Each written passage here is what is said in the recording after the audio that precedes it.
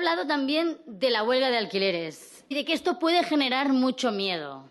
Y a mí me gustaría que se pararan un segundo a pensar el miedo que vive la gente normal en este país.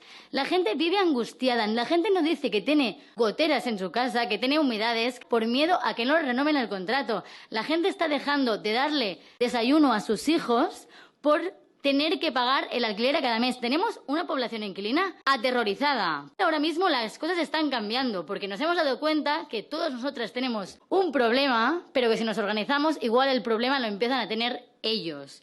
Cada semana nos llega gente de bloques y bloques y bloques que nos dicen estamos desesperados, no podemos más, si ellos no actúan, actuaremos nosotros y nos vamos a la huelga. Esto está pasando en otras ciudades del mundo. En Toronto hay huelgas de alquileres.